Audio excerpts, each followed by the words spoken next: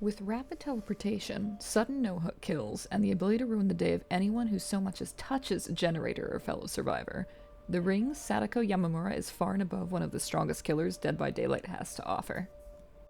Her variety of uses as a killer lends her potential to killer players of any experience level, pushing her solidly into A or high B tier in terms of community expectation. Wait just a minute. What? What? Well, now I know what I have to make a video about.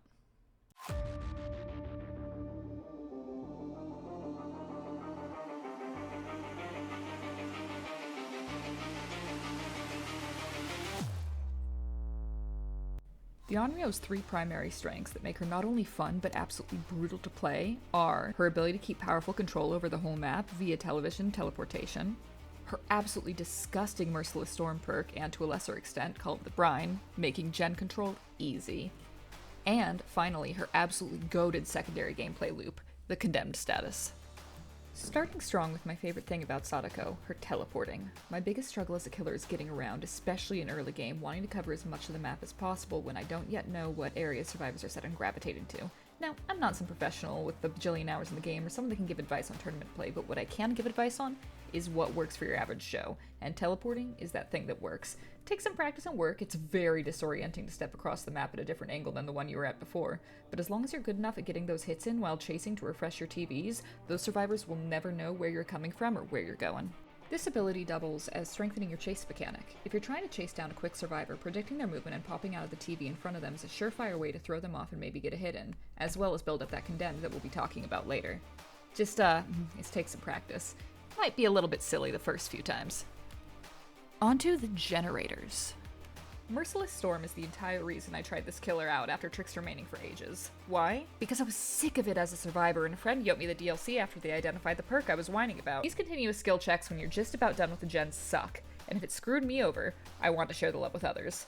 Of course, once you have her leveled, Sadako isn't the only one that can have this perk, but I love the way it gives me such complete gen control when paired with her teleportation and Call of Brine.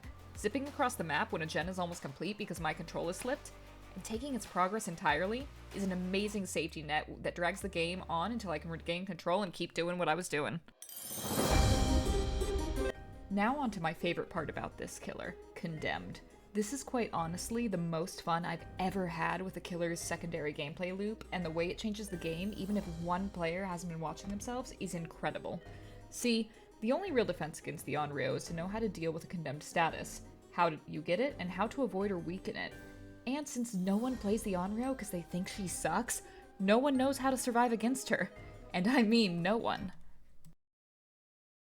Oh, why am I getting Sadako tips? I don't want to fight the killer I play. I hate her. She's so hard to fight.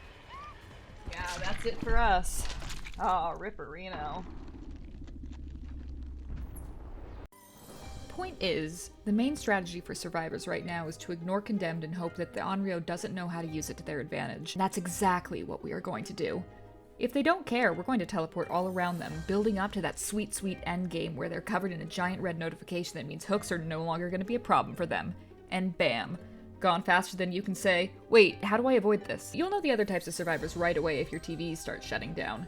As a general rule, there are TVs near every generator, so it's usually the case that once they drop off their tape at their assigned TV, they're going to start at the closest gen, which means you know exactly where to go if you see a gen without a TV nearby. This isn't even including add-ons, which can get you to force them to build up Condemned by touching each other, by starting the match, vibing in the woods, anything. And nothing feels quite as sweet as that inexorable stare prompt, or that poor guy sabotaging the nearest hook while you're doing it.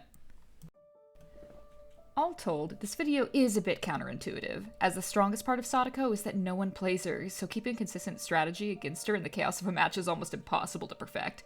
However, I think she's amazing fun, and have found that playing her is way easier than tier lists and guides have made it seem possible, so I wanted to make sure that my thoughts on the matter are better communicated. If you like fast-paced messes where survivors panic and are prone to super sloppy mistakes, this is the killer for you. Thank you so much everyone for sticking around. This is my first video like this, so if you want to see something like kind of along these lines in the future, please let me know. Like and subscribe, look down in the description, follow my Twitch. Let no one kill the shitposter in your soul, and have a wonderful day.